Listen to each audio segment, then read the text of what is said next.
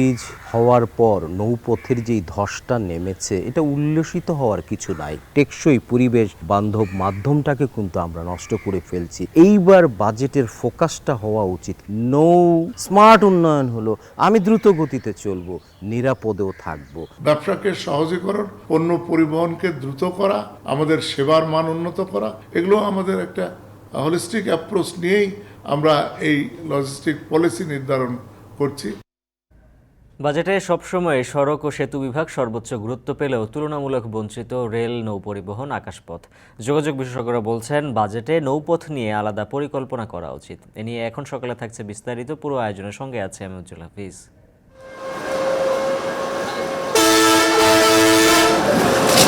সেটার ভিতরে দাঁড়ানো যায় না। বৃষ্টি যে আসলে বাইরে যেমন পড়ে, ভিতরে তেমন পড়ে। ড্রেনটি পরিষ্কার না, যেই কারণে পানি আপনার যায় না। আমরা জুনের মধ্যেই সায়দাবাদ বাস টার্মিনালটা আধুনিকায়নের যে কার্যক্রম আমরা নিয়েছি, এটা আমরা উদ্বোধন করতে পারবো। আমরা শ্রমিকদের জন্য আলাদা ঘর করে দিচ্ছি, যাত্রীদের জন্য একটা বৃহৎ কক্ষ করছি, হল করছি।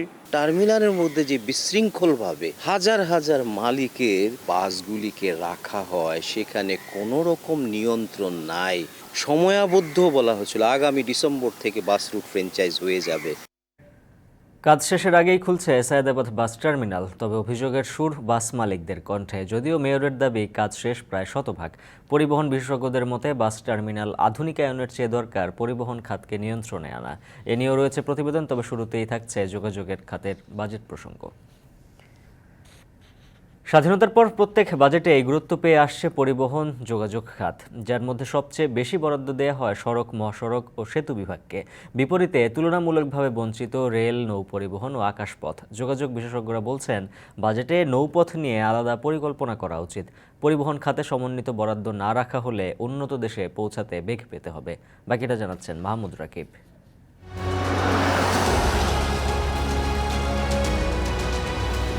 উন্নয়নের মহাসড়কে ছুটছে গাড়ি,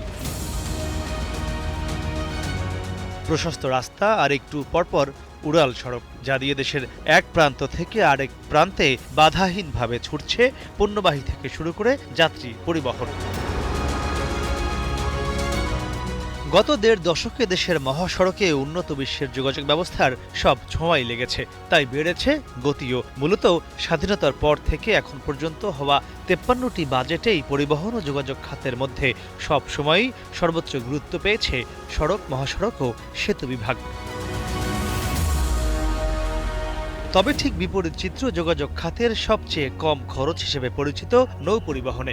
বাজেটে কম গুরুত্ব পাওয়ায় যেখানে গতি তো বাড়েইনি, বরং পদ্মা সেতু চালুর পর দেশের দক্ষিণ পশ্চিমাঞ্চলের যাত্রীবাহী নৌ পরিবহন খাত অনেকটাই মুখ থুবড়ে পড়েছে। বন্ধ হয়ে গেছে বেশ কিছু নৌ রুটও।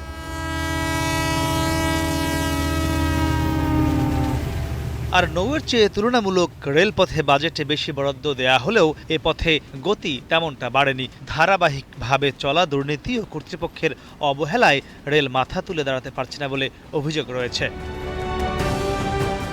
চলতি অর্থ বছর অর্থাৎ 2023-24 যেখানে সড়ক, মহাসড়ক ও সেতু বিভাগে 48,783 কোটি টাকা বরাদ্দ ছিল, সেখানে নৌ পরিবহনে বরাদ্দ ছিল মাত্র 10,801 কোটি টাকা, আর রেলপথে ছিল 19,010 কোটি টাকা। বেসামরিক বিমান পরিবহনে ছিল 6,596 কোটি টাকা। পরিবহন ও যোগাযোগ খাতের মোট বরাদ্দের 55.5%ই বরাদ্দ ছিল সড়ক, মহাসড়ক ও সেতু বিভাগে। 2024-25 অর্থ বছরের সম্ভাব্য বাজেটে পরিবহন ও যোগাযোগ খাতে এবারও সড়ক, মহাসড়ক ও সেতু বিভাগকে সর্বোচ্চ গুরুত্ব দেওয়া হচ্ছে। এ বিভাগে বরাদ্দ রাখা হচ্ছে 39,110 কোটি টাকা, যা যোগাযোগ খাতের মোট বাজেটের প্রায় 55%। চলতি অর্থ বছরের চেয়ে প্রায় 6,000 কোটি টাকা কমে রেলপথ মন্ত্রণালয়ে সম্ভাব্য বরাদ্দ হচ্ছে 13,725 কোটি টাকা, যা যোগাযোগ খাতের মোট বরাদ্দের 19%। আর নৌ পরিবহনে আগের মতোই বরাদ্দ রাখা হচ্ছে মাত্র 10,373 কোটি টাকা। এছাড়া যোগাযোগ খাতে এবারও সবচেয়ে বঞ্চিত থাকছে আকাশপথ। টাকার হিসাব বলছে, বিমান মন্ত্রণালয় এবারের বাজেটে বরাদ্দ পেতে যাচ্ছে মাত্র 5,655 কোটি টাকা। উত্তরা থেকে আশুলিয়া হয়ে বাইপেল পর্যন্ত বিদ্যমান সড়কের উপর করা হচ্ছে এই আশুলিয়া এলিভেটেড এক্সপ্রেসওয়ে বা উড়াল সড়ক। একইভাবে এই বিদ্যমান সড়কটি 2 লেন থেকে 4 লেনে উন্নীত করার কাজও চলমান রয়েছে। কিন্তু ঠিক সেই একই সময় একই জায়গায় আশুলিয়া সড়কের পাশে যে বহমান তুরাগ নদ রয়েছে তা অনেকটাই অবহেলা ও বরাদ্দ না থাকায় এভাবে অব্যবহৃত অবস্থায় পড়ে রয়েছে, যার ফলে ঢাকার চারপাশের যে নদীপথ রয়েছে তা দীর্ঘদিন ধরেই অব্যবহৃত অবস্থায় পড়ে আছে। তাই যোগাযোগ বিশেষজ্ঞরা বলছেন, প্রত্যেক বাজেটে যে পরিবহন খাতে বরাদ্দ রাখা হয় তা শুধু সড়ককে গুরুত্ব না দিয়ে নৌ ও রেল সহ অন্যান্য পরিবহন খাতগুলোতে যদি সমন্বিতভাবে গুরুত্ব দিয়ে বরাদ্দ রাখা যায় তাহলে 2041 সালে যে উন্নত বাংলাদেশের স্বপ্ন দেখা হচ্ছে তা অর্জন করতে সরকারের অনেকটাই সহজ হবে। পদ্মা ব্রিজ হওয়ার পর নৌপথের যেই ধসটা নেমেছে এটা উল্লসিত হওয়ার কিছু নাই। বিলিয়ন ডলারের প্রজেক্টগুলি আমরা সড়কে করতে গিয়ে আমি টেকসই উন্নয়ন যেমন করতে পারছি না, বরঞ্চ টেকসই পরিবেশ বান্ধব মাধ্যমটাকে কিন্তু আমরা নষ্ট করে ফেলছি। ধারাবাহিকভাবে বঞ্চিত ছিল রেল, তার সেটা গ্যাপটা যেই ব্যাকলগটা ছিল সেটা পূরণ হয়েছে। এইবার বাজেটের ফোকাসটা হওয়া উচিত নৌ স্মার্ট উন্নয়ন হলো, আমি দ্রুত গতিতে চলবো, নিরাপদেও থাকবো, আমি আমার আন্তর্জাতিক বাজারে আমার পণ্যটাকে আসা নেওয়ার ক্ষেত্রে কতটুকু উপযোগিতা তৈরি করতে পারলাম সেটার উপর ডিপেন্ড করে একটা দেশ কত দ্রুত গতিতে অর্থনৈতিক উন্নতিটা করবে। যদিও পরিকল্পনা প্রতিমন্ত্রী বলছেন, যোগাযোগ ও পরিবহন খাতের বাজেট নিয়ে সরকারের মূল উদ্দেশ্যই হলো পণ্য পরিবহন সহজ ও খরচ কমিয়ে আনা। তাই আগামী অর্থ বছরে সড়ক, রেল, নৌ ও আকাশপথে সমন্বিত বরাদ্দ রাখা হচ্ছে বলে জানান তিনি। লজিস্টিক মানে শুধুমাত্র সড়কপথ নৌপথ নয়, লজিস্টিক শব্দটাই সেলফ এক্সপ্লেনেটরি একটা শব্দ। এটা সামগ্রিক, আমাদের শুধু যোগাযোগ ব্যবস্থা নয়, এর সঙ্গে বহু কিছু আছে, এটার একটা হোলিস্টিক অ্যাপ্রোচ আছে। সব ক্ষেত্রেই আমরা মূল লক্ষ্য ব্যবসাকে সহজীকরণ, পণ্য পরিবহনকে দ্রুত করা, আমাদের সেবার মান উন্নত করা, এগুলো আমাদের একটা হোলিস্টিক অ্যাপ্রোচ নিয়েই আমরা এই লজিস্টিক পলিসি নির্ধারণ করছি। আসছে বাজেটে মেগা প্রকল্প হিসেবে একাধিক সড়ক, মহাসড়ক ও সেতু বিভাগের প্রকল্প এবং একটি রেলপথ মন্ত্রণালয়ের প্রকল্প থাকলেও স্থান পায়নি নৌ মন্ত্রণালয়ের কোনো প্রকল্প। মাহমুদ রাকিব, এখন, ঢাকা। জলাবদ্ধতা, কাউন্টারে বৃষ্টির পানি জমে যাওয়া, পর্যাপ্ত জায়গা না থাকা, এমন নানা সমস্যা নিয়েই উদ্বোধন হতে যাচ্ছে সায়দাবাদ বাস টার্মিনাল। ঈদুল আজহার আগেই খুলে দেয়া হচ্ছে বাস টার্মিনালটি। যদিও মেয়র বলছেন টার্মিনাল চালু হলে রাজধানীতে কমে যাবে যানজট। বিস্তারিত জানাচ্ছেন সিউল আহমেদ।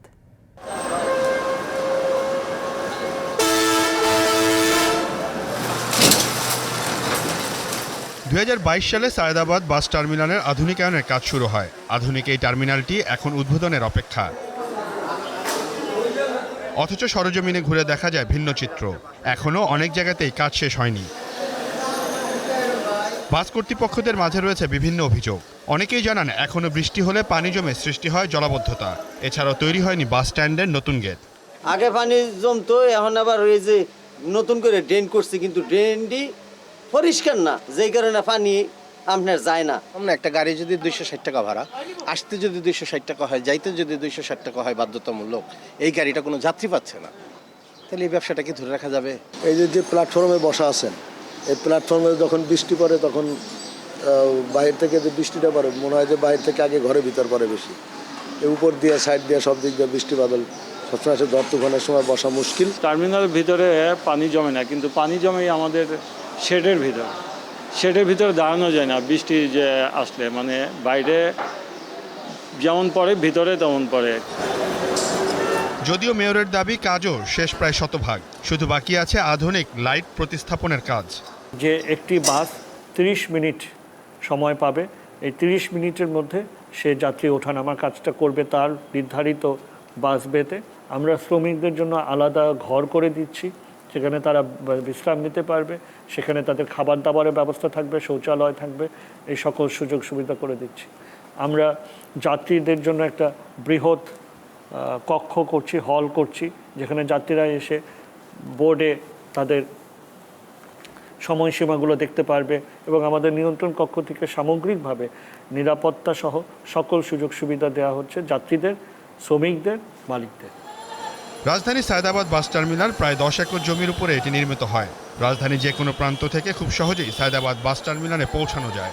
দেশের যে কোনো প্রান্তের বাসই এখান থেকে ছেড়ে যায়। 1984 সালে ডিসেম্বরে ফুলবাড়িয়া বাস টার্মিনাল বিকেন্দ্রীকরণ করে সায়দাবাদ, গাবতলী ও মহাখালীতে 3টি বাস টার্মিনাল স্থানান্তর করা হয়।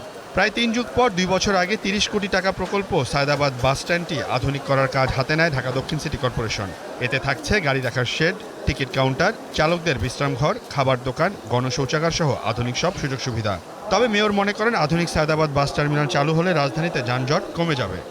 আমরা জুনের মধ্যেই সায়দাবাদ বাস টার্মিনালটা আধুনিকায়নের যে কার্যক্রম আমরা নিয়েছি এটা আমরা উদ্বোধন করতে পারবো। ঢাকা শহরে ছড়িয়ে ছিটিয়ে যত্রতত্র যে কাউন্টার আছে বা গণপরিবহনের বাসের, সেগুলো সব কিছুই বন্ধ হয়ে যাবে এবং সায়দাবাদ বাস টার্মিনালের অভ্যন্তরেই কাউন্টার এবং যাত্রী সেবা নিশ্চিত হবে। সুতরাং এই যে আমরা ঢাকা শহর ব্যাপী যে যত্রতত্র কাউন্টার, যত্রতত্র যাত্রী ওঠানামা করানো হচ্ছে, বাস দিনের পর দিন সড়কে রেখে দেওয়া হচ্ছে, বাসগুলোর কারণে রাস্তা নষ্ট হয়ে যাচ্ছে, আমরা আশা করছি যে ইনশাআল্লাহ এই জুন মাস থেকেই সেখান থেকে ঢাকাবাসীকে আমরা পরিত্রাণ দিতে পারব। এদিকে পরিবহন বিশেষজ্ঞদের মতে বাস টার্মিনাল আধুনিকায়নের চেয়েও গুরুত্বপূর্ণ পরিবহন খাতকে নিয়ন্ত্রণে নিয়ে আসা। অনিয়ন্ত্রিত পরিবহন সেক্টরের কারণেই বিভিন্ন প্রজেক্ট মুখ থুবড়ে পড়ে বলেও মনে করছেন তারা। সমস্যার মূলে না গিয়ে আমি যদি উপরে এইসব ভারী কথা বলি, কিছু প্রজেক্ট হবে কিন্তু সমস্যার সমাধান হবে না।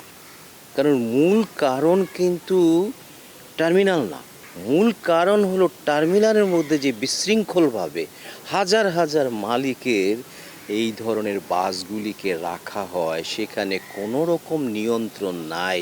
সোফার এই ধরনের গণপরিবহনকে সুশৃঙ্খল করার জন্য বিক্ষিপ্ত অনেক সিদ্ধান্ত নেওয়া হয়েছে।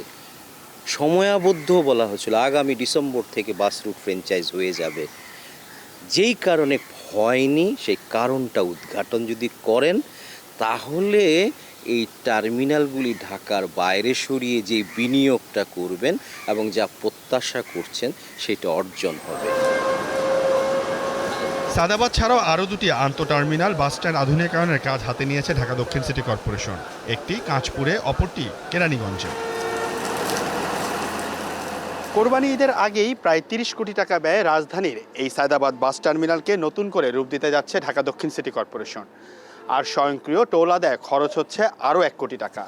তবে এই টার্মিনাল ব্যবহারকারীদের রয়েছে বিভিন্ন ধরনের অভিযোগ, যার কিছুটা সত্যতা মিলল এখন টেলিভিশনের ক্যামেরাতেও। এখন দেখার বিষয় এই যে আধুনিকায়ন এবং যে উন্নয়ন, সেটির সুফল কতটা পাচ্ছে যাত্রী এবং বাস কর্তৃপক্ষ, নাকি এই উন্নয়ন শুধুমাত্র ব্যয় হচ্ছে কাগজ কলম এবং পরিকল্পনাতেই। সিউল আহমেদ, এখন, ঢাকা।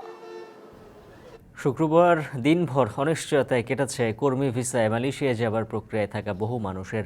শেষ পর্যন্ত স্বপ্নভঙ্গ হয়েছে 31,000 কর্মীর। রিক্রুটিং এজেন্সিগুলো বলছে মালয়েশিয়া সরকারের হঠাৎ সিদ্ধান্তেই তৈরি হয়েছে পরিস্থিতি। এদিকে মালয়েশিয়ায় নিযুক্ত বাংলাদেশের রাষ্ট্রদূত জানিয়েছেন, ভিসা পাওয়ার পর যারা আসতে পারছেন না তাদের যেন দ্রুত নিয়ে আসা যায় সেই চেষ্টা অব্যাহত থাকবে। সিউল আহমেদের আরও একটি প্রতিবেদন। এই ব্যক্তিরা সবাই গত বছরখানেক ধরে মালয়েশিয়ায় শ্রমিক ভিসায় যাওয়ার চেষ্টা করেছেন। দিয়েছেন 5 থেকে 6 লাখ টাকা। বিনিময়ে তাদেরকে ধরিয়ে দেওয়া হয়েছিল ভুয়া টিকিট। গত 27 মে সেই টিকিট নিয়ে হযরত শাহজালাল আন্তর্জাতিক বিমানবন্দরে আসলে ইমিগ্রেশন থেকেই পাঠানো হয় ফেরত। আজও এসেছেন, কিন্তু জানেন না টিকিট পাবেন কিনা। এয়ারপোর্টে আসি সকাল 7টার ভিতরে ঢুকা নিছে। ঢোকানোর পরে ইমিগ্রেশনে আমাদের টাকা দিছে, বলছে যে তোমাদের ফ্লাইট হবে না, তোমাদের ব্যাংককের ভিসা লাগবে। আমাদের তো ব্যাংককের ভিসা দেয় নাই, আমরা কিভাবে যাব? আমাদের বলার মতন কোনো ভাষা নাই। আমাদের বিষয়টা একটু আপনারা দেখেন, আমাদের কোনো অবস্থান নাই, আমাদের পরিবার নিয়ে আমরা খুব কষ্টে আছি।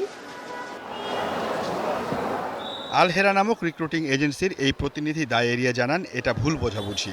তারা আজকেও চেষ্টা করে যাচ্ছেন তাদের টিকিট দেওয়ার জন্য। 3 দিন ধরে আমাদের বসে বহুত চেষ্টা করতেছে টিকিটের জন্য। টিকিটের দাম তো হয়তো আপনারা জানেন 1,40,000 টাকা, যে টিকিট ছিল 25,000 30,000 টাকা। এখন কী কারণে এত দাম বাড়লো এটা আসলে আমরাও বলতে পারবো না।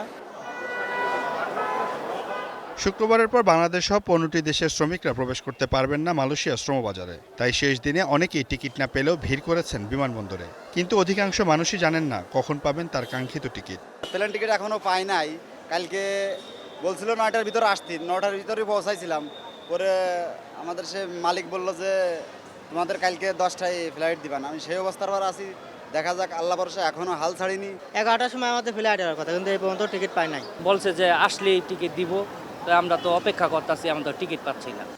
এজেন্সিগুলোকে 5 থেকে 8 লাখ টাকা দিয়েছেন মালয়েশিয়ায় অভিবাসন প্রত্যাশীরা, কিন্তু বিনিময়ে তারা কয়েকদিন পর্যন্ত ঘুরেছেন এজেন্সির অফিসে ও বিমানবন্দরে। এয়ারপোর্টে যাবা, ওইখান থেকে যাওয়ার পরে আমরা আসবো, আসার পরে আমরা তোমাদের হাতে টিকিট দিব।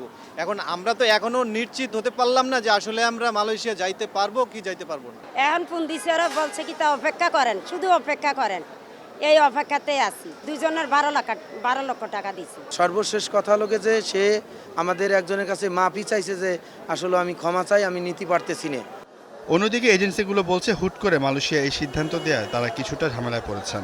এতে করে 73,000 টাকার টিকিটের দাম দিতে হচ্ছে 1.5 লাখ টাকা, তবুও তারা টিকিট পাচ্ছেন না। এদিকে পরিস্থিতি পর্যবেক্ষণে শুক্রবার রাতে কুয়ালালামপুর বিমানবন্দর পরিদর্শন করেছেন দেশটিতে নিযুক্ত বাংলাদেশের রাষ্ট্রদূত। এরপর তিনি জানান, ভিসা পাওয়ার পর যেসব বাংলাদেশির মালয়েশিয়া আসতে পারছেন না তাদের যেন দ্রুত নিয়ে আসা যায় তার চেষ্টা অব্যাহত থাকবে। বিভিন্ন জটিলতার কারণে হয়তো সবাই আসতে পারছেন না বা পারবেন না, কিন্তু পরবর্তীতে আমাদের প্রচেষ্টা চলমান থাকবে। অন্তত যাদের ক্ষেত্রে এই ভিসা ইস্যু করা হয়েছে তাদের ক্ষেত্রে যেন অন্তত ডেডলাইনটি রিল্যাক্স করা হয়। শুক্রবার সকাল থেকে বিমানবন্দরে ভিড় করতে থাকে ভিসা পাওয়ার শ্রমিকরা। সারাদিনে 7টি নিয়মিত ও একটি বিশেষ ফ্লাইটে প্রায় 1800 যাত্রী কুয়ালালামপুর গিয়েছে। এতে বাকি প্রায় 30,000 শ্রমিকের দেশটিতে যাওয়া নিয়ে অনিশ্চয়তা রয়েই গেল।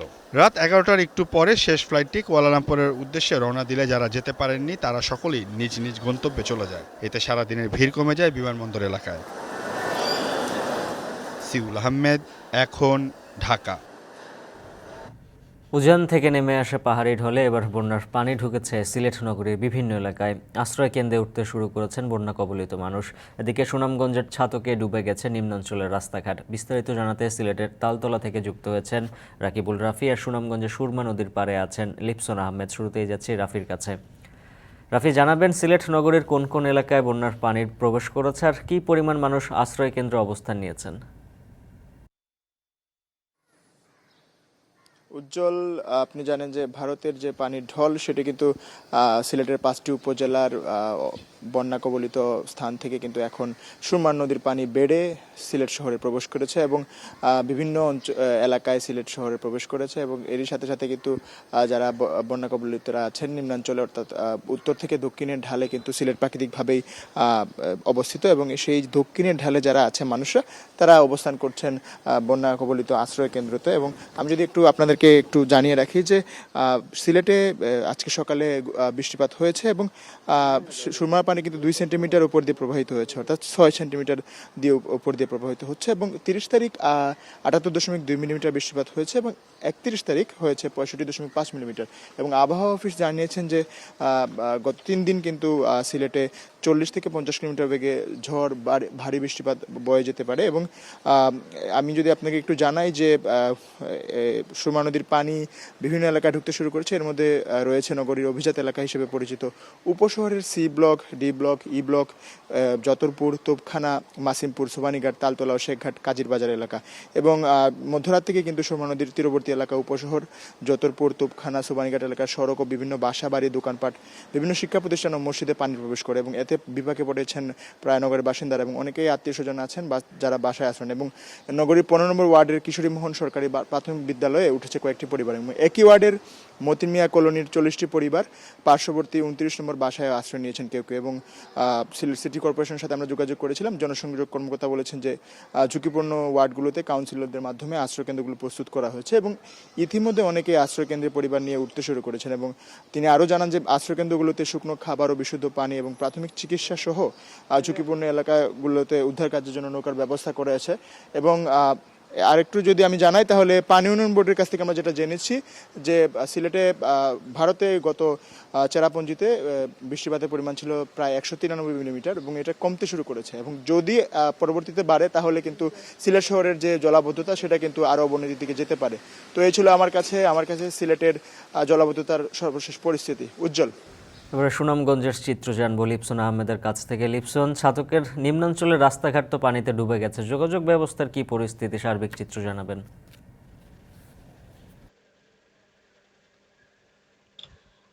উজ্জ্বল, শুরুতেই যদি বলি সুনামগঞ্জে গত 24 ঘন্টা আসলে তেমন বৃষ্টিপাত হয়নি, তবে আজকে সকাল অর্থাৎ কিছুক্ষণ আগ থেকে সুনামগঞ্জে বৃষ্টিপাত আবার শুরু হয়েছে, যার ফলে কিন্তু উজানের কিংবা চেরাপুঞ্জিতেও কিন্তু আসলে বৃষ্টিপাত অব্যাহত রয়েছে, যার ফলে উজানের যে পাহাড়ি ঢল সেটা কিন্তু আসলে এখনো নামছে। এমনকি যদি বলি যেহেতু চেরাপুঞ্জিতে বৃষ্টিপাত কিছুটা কম হচ্ছে, তার ফলে কিন্তু আসলে সুনামগঞ্জের যে জাদুকাটা, রপ্তি কিংবা বৌলে এই সকল নদীর পানি কমলেও কিন্তু ছাতকের যে সুরমা নদী রয়েছে অর্থাৎ সেই সুরমা নদীর পানি কিন্তু বিপদসীমার উপর দিয়ে প্রবাহিত হচ্ছে, যার ফলে গতকাল সন্ধ্যা থেকে কিন্তু সুনামগঞ্জের ছাতকের যে নিম্নাঞ্চলগুলো রয়েছে অর্থাৎ সেই নিম্নাঞ্চলের রাস্তাঘাট আসলে ইতিমধ্যে তলিয়ে গেছে, ফলে কিন্তু সেখানকার যে প্রায় 20,000-এর মতো যে গ্রামের যে মানুষ তারা কিন্তু চরম ভোগান্তিতে পড়েছেন। আমরা কিন্তু সেই এলাকার আসলে ঘুরে দেখেছি, আসলে সেই এলাকার যে মানুষরা রয়েছেন তারা কিন্তু চরম বিপাকের মধ্যে পড়েছেন। তারা ইতিমধ্যে আসলে তাদের যে রাস্তাঘাট ডুবে যাওয়ায় কিন্তু তারা নৌকা নিয়ে আসলে এই যে প্রবল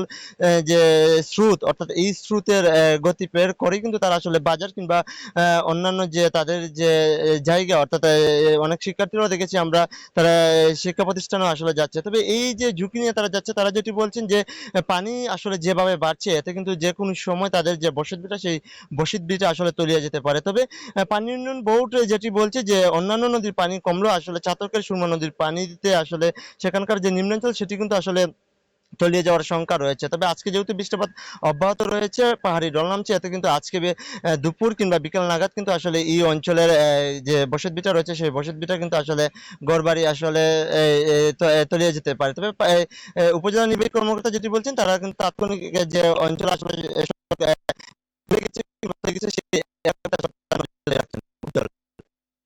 সুনামগঞ্জ সিলেট থেকে বন্যা পরিস্থিতির খবর জানাচ্ছিলেন সহকর্মীরা। এদিকে সিলেটে আকস্মিক বন্যায় প্লাবিত 5টি উপজেলার সাথে পর্যটন খাতও পড়েছে হুমকির মুখে। ঢলের পানিতে রাস্তাঘাট তলিয়ে সড়ক যোগাযোগ বিচ্ছিন্ন হয়, দর্শনার্থী হারিয়েছে পর্যটন স্পটগুলো, এতে ক্ষতির মুখে পড়েছে রাজস্ব খাত। রাকিবুল রাফির প্রতিবেদন, ছবি তুলেছেন অনিল পাল। সিলেটের উজানে অবস্থান ভারতের মেঘালয় ও আসাম রাজ্যের। উজান থেকে নেমে আসা ঢলে প্লাবিত সীমান্তবর্তী গোয়াইনঘাট, জৈন্তাপুর, কানাইঘাট, কোম্পানীগঞ্জ ও জকিগঞ্জ উপজেলার নিম্নাঞ্চল। জেলার এই 5টি অঞ্চলের পর্যটন কেন্দ্র ওতপ্রোতভাবে পর্যটন খাতের সাথে জড়িত। পানিতে তলিয়ে যাওয়া পর্যটন কেন্দ্রের পরিস্থিতি স্বাভাবিক না হওয়া পর্যন্ত সব পর্যটন কেন্দ্রই সাময়িক বন্ধ রাখা হয়েছে। দূর দূরান্ত থেকে গিয়ে ফিরে যাচ্ছেন পর্যটকরা। এখন তো স্পট বন্ধ, তো একটু খারাপ লাগতেছে। তো এই মৌসুমে আসলাম, কিন্তু এটা আচমকায় একটা বন্যায় পরিণত হয়ে গেছে, তো এই কারণে আমরা খুবই হতাশ আর কি। এইবার আমার জানা ছিল না যে এই পর্যটন কেন্দ্রটা এবার বন্ধ, তো আমি আসলে খুব একটু ডিসহার্টেড হয়েছি, কারণ আমি প্রিপারেশন নিয়ে এসেছিলাম যে আমি গোসল করব, এ ধরনের একটা প্ল্যান ছিল আর কি। আসলে আমি অনেক শখ করে এসেছিলাম, কিন্তু এখানে এসে শুনলাম যে এটা বন্ধ আছে, তো আমার খুবই খারাপ লাগছে। বন্যার পানিতেও তলিয়ে গেছে পর্যটন কেন্দ্রের অসংখ্য দোকান। থমথমে খেয়াঘাট, নেই কোলাহল, দোকানিরা বসে পার করছেন অলস সময়। নৌকা যায় না, স্পটে কোনো সমস্যা আমাদের সরকারি বন্ধ বর্তমানে, এখন তো আমরা আছি এরকম কষ্টে আছি। অনেক রকমের আইটেম করে তারা খাবার জুগিয়ে রাখছে, পর্যটকরা আসলে তারা খাইতে পারবে, অথচ দোকানে কোনো বিক্রি নাই। 3 থেকে 4 দিন ধরে আমাদের লস, যে অনেক টাকা লস হয়ে গেছে। আর বৈশাখের সময় কম বেশ মানুষ ছিল, কিছু লাভবান ছিলাম, এখন বর্তমানে অবস্থা খুবই খারাপ। অনাহারে অঙ্গ মানুষ মারা যায়, মানুষও আন না, কিনাকাটাও নাই, মাল জামানা মানুষের ভান্যে বাসে আনছে। স্থানীয়রা বলছেন সামগ্রিকভাবেই আকস্মিক এই বন্যায় অর্থনৈতিক ক্ষতির মুখে পর্যটন খাত। পাহাড়ি ঢল যদি বন্ধ না হয় প্রচুর রাজস্ব হারানোর শঙ্কাও অমূলক নয়। পাহাড়ি ঢল ছিল, প্রবল স্রোত, এই পাহাড়ি ঢল এবং প্রবল স্রোতের কারণে মানুষের জীবন হানি হওয়ার ঝুঁকি ছিল। এজন্য আমরা এটাকে অ্যাসেসমেন্ট করে আমরা পর্যটন স্পটগুলোকে বন্ধ করে দিয়েছি। আমাদের যে সাদা পাথরের সৌন্দর্য, এই সৌন্দর্যটা হয়তো ক্ষতিগ্রস্ত হতে পারে, পাথরগুলো সরে যেতে পারে, এটা নিয়ে আমরা একটু চিন্তা ভাবনা। প্রাকৃতিক দুর্যোগ কাটলেই ঘুরে দাঁড়াবে সিলেটের পর্যটন শিল্প, নতুন করে সচল হবে ব্যবসা বাণিজ্য, এমনটাই প্রত্যাশা সবার। রাকিবুল রাফি, এখন সিলেট। তথ্য প্রযুক্তির প্রসারে কাজ করে চলছে খুলনার কেবল শিল্প লিমিটেড। আমদানি নির্ভরতা কমিয়ে আন্তর্জাতিক মানের নতুন পণ্য সরবরাহ করছে সরকারি তার উৎপাদনকারী এই প্রতিষ্ঠানটি। এছাড়া লাভজনক প্রতিষ্ঠান হওয়ার পাশাপাশি এখানে বাড়ছে কর্মসংস্থানের সুযোগও। হেলাল মোল্লার ছবিতে আরও জানাচ্ছেন রামিম চৌধুরী। বাংলাদেশ কেবল শিল্প লিমিটেড 1967 সাল থেকেই বাংলাদেশে টেলিযোগাযোগের সব ধরনের তার সরবরাহ করে আসছে এই প্রতিষ্ঠানটি। বিভিন্ন দেশের আমদানিকৃত কাঁচামাল দিয়ে এখানে তৈরি করা হচ্ছে নানা রকম তার। আজ আমরা জানব সেই তার তৈরির গল্প।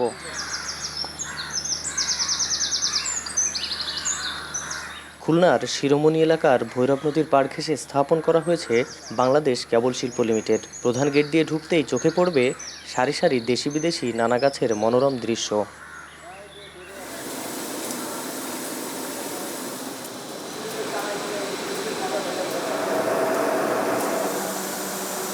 প্রতিটি প্ল্যান্টে বিরামহীনভাবে চলছে স্বয়ংক্রিয় মেশিনগুলো। শ্রমিকের স্পর্শ ছাড়াই এখান থেকেই তৈরি হচ্ছে টেলিযোগাযোগ তারসহ নানা রকম কেবল।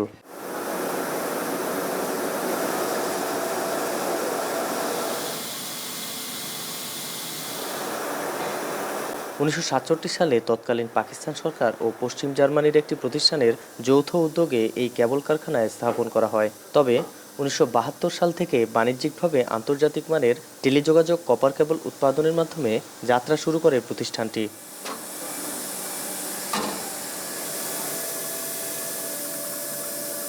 এখানকার প্রধান উৎপাদনশীল পণ্য টেলিযোগাযোগ কপার কেবল। এই তার তৈরির প্রধান কাঁচামাল কপার রড আমদানি করা হয় অস্ট্রেলিয়া ও কোরিয়া থেকে। আমদানিকৃত 8 মিলিমিটার কপার রড স্বয়ংক্রিয় হেভি ড্রয়িং মেশিনের মাধ্যমে বানানো হয় নানা সাইজে। এখানে ড্রপ ওয়্যার ও টিপ কেবল নামে দুই ধরনের কপার কেবল উৎপাদন করা হয়, যা ক্রেতাদের চাহিদা অনুযায়ী 10.2 থেকে শুরু করে 2400 পেয়ার তারে রূপ দেওয়া হয়।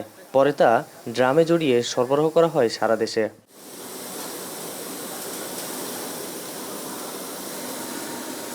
বর্তমানে 1 লাখ কন্ডাক্টর কিলোমিটার কপার কেবল উৎপাদনের সক্ষমতা রয়েছে তাদের। তবে 2022-23 অর্থ বছরে 35,656 কন্ডাক্টর কিলোমিটার তার উৎপাদন করা হয়, যা বিক্রি করা হয় 13,59 লাখ টাকায়।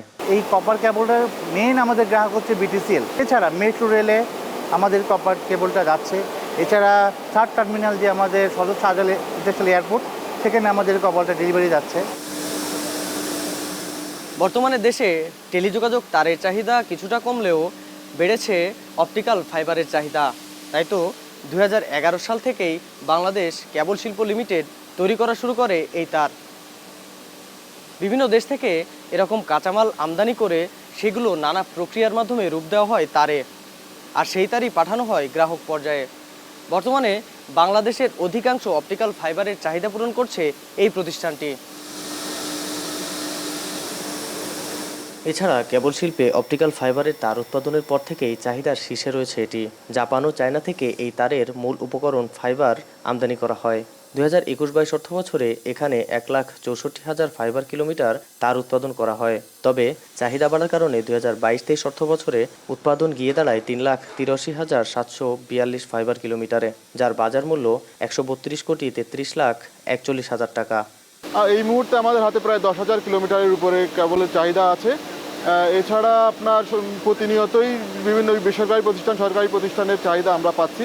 আর আমাদের বাংলাদেশের যে ব্যাকবোন নেটওয়ার্কিংয়ের মূল কেবলগুলো বাংলাদেশ কেবল থেকেই সরবরাহ করা হয়েছে।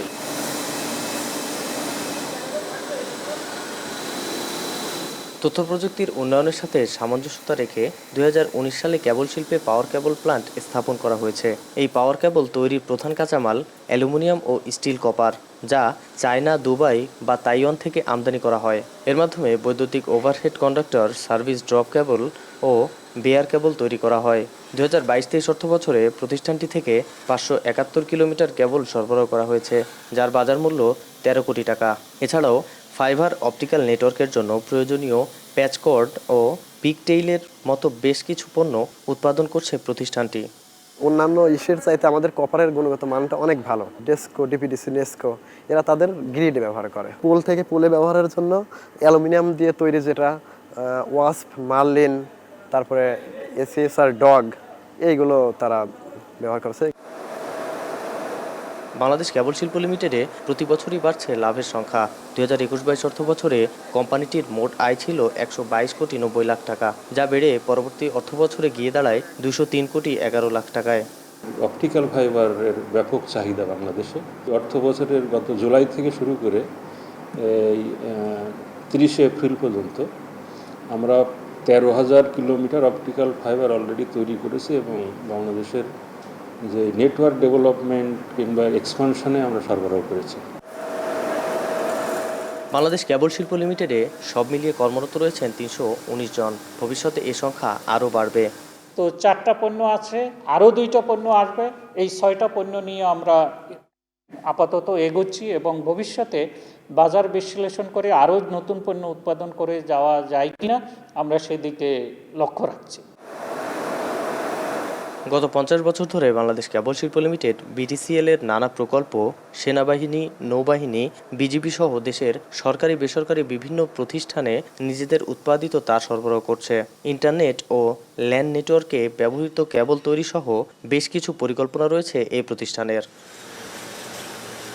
রামিম চৌধুরী, এখন, খুলনা। শুকনা মরিচ কেনা বেচার জন্য সুনাম রয়েছে শরীয়তপুরের মোল্লার হাটের। চরাঞ্চলে উৎপাদিত মরিচ বেচার জন্য এখানে আসেন কৃষকরা। মরিচ কেনা বেচায় ভোর থেকেই জমে ওঠে এই হাট। এ নিয়ে বিস্তারিত জানাতে যুক্ত হয়েছেন সহকর্মী কাজী মনিরুজ্জামান। মনির, জানাবেন প্রতিদিন কি পরিমাণ মরিচ কেনা বেচা হয় আর এই মৌসুমের দরদাম নিয়ে ক্রেতা বিক্রেতারা কি বলছেন? হ্যাঁ উজ্জ্বল, এই মোল্লার হাটে প্রতি হাটে 1500 থেকে 2000 মণ শুকনা মরিচ কেনা বেচা হয়ে থাকে এবং এবছর ও কিন্তু সেরকমই প্রতি হাটেই কেনা বেচা জমে উঠেছে। এই হাটে মূলত এই চরাঞ্চলের যেই মরিচ রয়েছে সেই মরিচগুলি কিন্তু কেনা বেচা হয়। দক্ষিণাঞ্চলের মধ্যে বেশ সুপরিচিত এই মোল্লার হাটটি। দূর দূরান্ত থেকেও কিন্তু পাইকাররা আসেন। এছাড়াও বিভিন্ন বহুজাতিক যে কোম্পানি রয়েছে তারাও কিন্তু এই শুকনা মরিচ কিনতে এই হাটে আসেন, যার জন্য এই হাটটি কিন্তু দিন দিন এর পরিচিতি বাড়ছে এবং এর পরিসরও বাড়ছে। তবে এবছর মৌসুমের শুরু থেকেই কিন্তু দাম এবং দর নিয়ে কিন্তু কৃষকদের মধ্যে বেশ অসন্তোষ রয়েছে। তারা বলছেন যে অন্য বছরের তুলনায় এবছর মণ প্রতি 2000 থেকে 3000 টাকা কমে তারা বিক্রি করছেন। এর কারণ হিসেবে আমাদেরকে যেমনটা পাইকাররা বলছেন যে আসলে এবছর উত্তরাঞ্চলের মরিচের ফলনও ভালো হয়েছে এবং দামও কিন্তু কিছুটা কম থাকায় কিন্তু সেখানেই বহুজাতিক কোম্পানি এবং পাইকারদের আনাগোনা থাকায় এই দাম কম দামে বিক্রি করা হচ্ছে। আজ কিন্তু সেই দরদাম আরও কিছুটা কমেছে। আজ মণ প্রতি 400 থেকে 800 টাকা পর্যন্ত কমেছে, যার কারণে সকালে যে সকল কৃষক মরিচ নিয়ে এসেছিলেন তারা কিন্তু মরিচ না বিক্রি করে তারা চলে গিয়েছেন। আর এই হাট কেন্দ্রে কাজী মনিরুজ্জামান যুক্ত ছিলেন শরীয়তপুর থেকে। কুমিল্লায় আঙুর চাষে সফলতা পেয়েছেন 2 কৃষক। পরিপক্ক হলে বাজারে আসবে এসব আঙুর। কৃষি বিভাগ বলছে এখানকার মাটি উপযোগী হওয়ায় বিদেশি ফল উৎপাদনে আরও গবেষণা চালানো হবে। খালেদ সাইফুল্লাহর প্রতিবেদন, ক্যামেরায় ছিলেন বসির আহমেদ। থোকায় থোকায় আঙ্গুরের ফলন। এই মাচাগুলোতে একসময় লাউ, ঝিঙে সহ নানা রকম সবজি ফলত। গ্রামের এই উঁচু সমতল ভূমিতে গ্রামের মানুষেরা সবজি ফলাতেন। কুমিল্লার ধলাহাঁস গ্রামের যুবক আনোয়ার হোসেন এখানে আঙ্গুরের বাগান করে তাক লাগিয়ে দিয়েছেন। প্রায় 475টি আঙ্গুরের গাছে 300 গাছে ফলন এসেছে। তিনি প্রত্যাশা করছেন এই বাগান থেকে প্রায় 400 মণ আঙ্গুর বাজারে বাণিজ্যিকভাবে বিপণন করবেন এবং তিনি এটাও প্রত্যাশা করেন সাধারণ মানুষের মাঝে সুলভ মূল্যে তিনি এই বিদেশি ফলটি পৌঁছে দিবেন। কুমিল্লার প্রবাস ফেরত যুবক আনোয়ার হোসেন দেশে ফিরে শুরু করেন পোল্ট্রি ব্যবসা। এরপর ইউটিউবে বিদেশি ফল চাষে কৃষকদের সাফল্য দেখে 60% জমিতে শুরু করেন আঙ্গুর চাষ। অনেকটা ঝুঁকি নিয়ে জমি লিজ নিয়ে ভারতের চয়ন জাতের 300 আঙ্গুর চারা রোপণ করেন। প্রথমবারেই বাগানে ভালো ফলন এসেছে। আশা করছেন এবছর 400 কেজি আঙ্গুরের ফলন হবে বাগানে।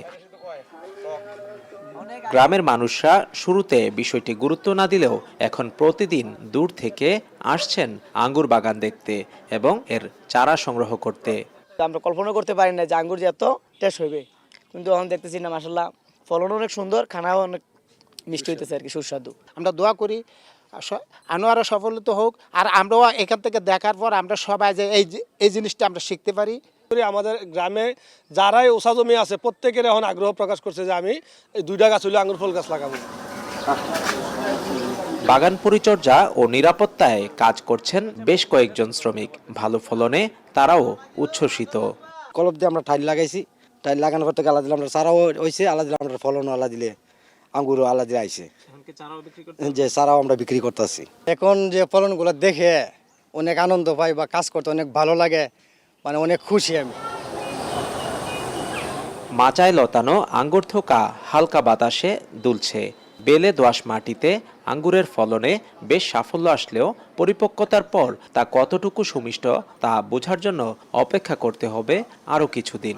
একটি আঙ্গুরের গাছে প্রায় 50টির বেশি থোকা এসেছে। বছরে 2বার ফল আহরণ হয় আঙ্গুর বাগান থেকে। এই গাছটার ইনভেস্টটা, এই গাছে যে পুঁজিটা লাগে এটা একবার পুঁজি লাগবে, দ্বিতীয়বার কিন্তু আর পুঁজি লাগতেছে না। দ্বিতীয়বার পরে আপনি এটা থেকে 15-20 বছর ফল নিতে পারবেন, তখন শুধু পরিচর্যা।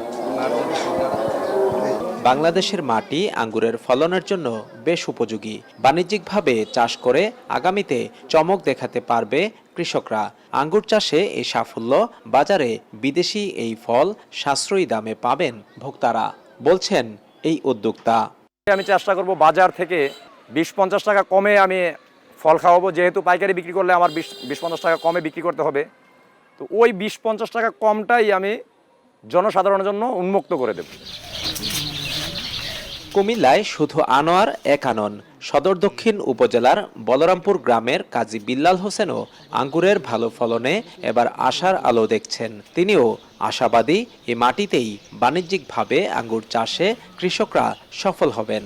এক একটা গাছের মধ্যে 53-54টা পর্যন্ত চড়া আছে। প্রতিটা চড়ার মধ্যে 250-300 গ্রাম ফল এক একটা চড়ার মধ্যে। তো আসলে এটা মূলত 1 মাস 10 দিন যখন এটা বয়স হইব তখন আমরা এটা কাটতাম, ফাঁকার উপযুক্ত হইব, কি ফাঁকলে তো আঙ্গুরগুলো মিষ্টি হইব। বাগানকে ঘিরে তরুণদের আগ্রহও ব্যাপক। আনোয়ার ও বিল্লালের সফলতা অনুপ্রাণিত করছে যুবকদের। কৃষি বিভাগ বলছে আঙ্গুরের সুমিষ্টতা বাড়াতে গবেষকরা আরও কাজ করবেন। এই পর্যন্ত রিসার্চ ফান্ডিং বিজ্ঞানীরা দাবি করেন আমাদের দেশে বর্ষাকালে বৃষ্টিপাতটার জন্য আঙ্গুরটা টক হয়। তবে এইটা ওভারকাম করা সম্ভব যদি যথাযথ গবেষণা হয়, গবেষণা প্রতিষ্ঠানগুলোর পক্ষ থেকে আঙ্গুরের উপরে যদি যথাযথ গবেষণা হয়, এর মিষ্টতা ফিরিয়ে আনা সম্ভব। আমাদের দেশে ক্লাইমেট উপযোগী জাত যদি আমরা উদ্বোধন করতে পারি তাহলে এই আঙ্গুর চাষ আমাদের দেশে ছড়িয়ে যাবে। ডলার সংকট, এলসি খোলায় জটিলতা, আমদানি শুল্ক বাড়ানো সহ নানা কারণে দেশে বিদেশি ফল আমদানি কমেছে। দেশের বাজারে বিদেশি রসালো ফল হিসেবে আঙ্গুরের বেশ চাহিদা রয়েছে। মাটি ও জলবায়ু এ ফলনের উপযোগী হলে বাড়বে আঙ্গুর সহ বিদেশি দুর্লভ ফলের চাষাবাদ। খালিদ সাইফুল্লাহ, এখন কুমিল্লা। কাতারের তাপমাত্রা বেড়ে যাওয়ায় খোলা জায়গায় কর্মরত শ্রমিকদের সকাল 10টা থেকে বিকেল 3:30টা পর্যন্ত কাজে না যাওয়ার নির্দেশ দিয়েছে দেশটির শ্রম মন্ত্রণালয়। নিয়ম না মানলে নেওয়া হবে আইনি ব্যবস্থা। কাতার থেকে আরও জানাচ্ছেন আনোয়ার হোসেন মামুন। জুন থেকে সেপ্টেম্বর পর্যন্ত মধ্যপ্রাচ্যের দেশগুলোতে চড়া থাকে তাপমাত্রার পারদ।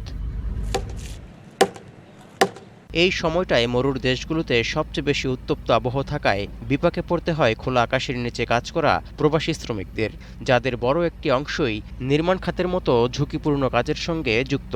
এই তালিকায় আছেন বহু বাংলাদেশীয়। তপ্ত রোদে কাজ করতে গিয়ে হিট স্ট্রোকে তাদের মৃত্যু ঝুঁকি বেড়ে যায় কয়েক গুণ। এ অবস্থায় শ্রমিকদের স্বাস্থ্য সুরক্ষায় গুরুত্ব দিচ্ছে কাতার সরকার।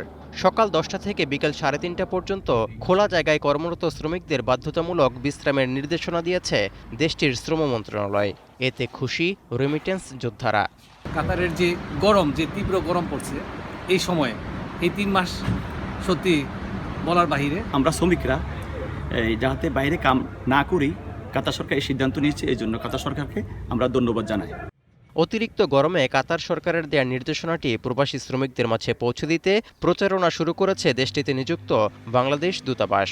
অনেকেই হিট স্ট্রোকে মারা যাওয়ার সম্ভাবনা থাকে, সেক্ষেত্রে এই নির্দেশনা প্রদান করা হয়েছে এবং বাংলাদেশ দূতাবাস থেকে আমরা এই বিষয়টিকে প্রচারণা করছি। আমরা আহ্বান জানাচ্ছি যেন শ্রমিকরা এই সময়টায় বাইরে কাজ না করে শেডের মধ্যে থাকেন এবং এই কাতার সরকারের এই আইন মেনে চলেন।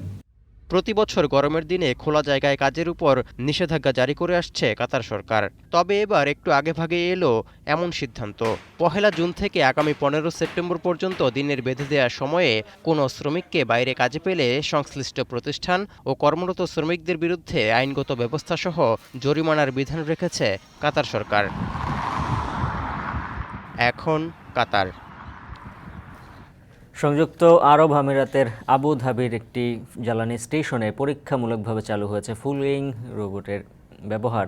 এর মাধ্যমে অল্প সময়ে গ্রাহকদের গাড়িতে পূর্ণ করা যাচ্ছে চাহিদা মতো জ্বালানি। শিগগিরই দেশটির সব স্টেশনেই কৃত্রিম বুদ্ধিমত্তার এই যন্ত্রের মাধ্যমে সেবা চালু করার প্রত্যাশা সংশ্লিষ্টদের। বিস্তারিত জানাচ্ছেন জাহানারা ভুইয়া। গেল কয়েক বছর ধরেই চারদিকে আর্টিফিশিয়াল ইন্টেলিজেন্স বা কৃত্রিম বুদ্ধিমত্তার সফলতার গল্প শোনা যাচ্ছে। ধীরে ধীরে মানুষের জায়গা দখল করে নিচ্ছে কৃত্রিম বুদ্ধিমত্তা। এবার সংযুক্ত আরব আমিরাতের জ্বালানি স্টেশনে দেখা মিলল অভিনব এই এআই এর। মানুষের সাহায্য ছাড়াই স্বয়ংক্রিয় পদ্ধতিতে স্টেশনে আসা গাড়িগুলোতে জ্বালানি ভর্তি করতে সক্ষম কৃত্রিম বুদ্ধিমত্তার এই যন্ত্রটি। দেশটির আবুধাবি ন্যাশনাল অয়েল কোম্পানি সর্বপ্রথম এই রোবটটি সামনে আনে। দেশজুড়ে জ্বালানি স্টেশনগুলোতে শিগগিরই মানুষের পাশাপাশি কাজ করা শুরু করবে তারা। Basically, the customer has to register an ADNOC distribution to use our robotic arm. He has to drive his car all the way to here, and based on preset data in our application, the arm will recognize the car and will fill based on his request. Fuelling এই রোবটটি camera ও সেন্সরের সাহায্যে গাড়ির fuel ট্যাঙ্কারের মুখ খুলে নলের সাহায্যে এর ভেতরে জ্বালানি পূর্ণ করতে সক্ষম। কম্পিউটার প্রযুক্তিতে পরিচালিত এই এআই পরিবেশ বান্ধব বলে দাবি করছে এর নির্মাতা প্রতিষ্ঠান। ফুয়েল স্টেশনগুলোতে পূর্ণ উদ্যমে এই রোবট কাজ শুরু করলে কম সময়ে অনেকে সেবা নিতে পারবে বলে প্রত্যাশা করা হচ্ছে। তবে এ খাতে সংশ্লিষ্ট ব্যক্তিদের কাজের সুযোগ কমবে বলে শঙ্কা রয়েছে। জাহানারা ভুঁইয়া, এখন বিশ্ব। শেষ করছি এখন সকাল। এখন টেলিভিশন ওয়েবসাইটে দেখতে ভিজিট করুন এখন.tv। এছাড়া ফেসবুকে দেখতে ভিজিট করুন facebook.com/tv.এখন আর ইউটিউবে দেখতে ভিজিট করুন youtube.com/c/এখন tv।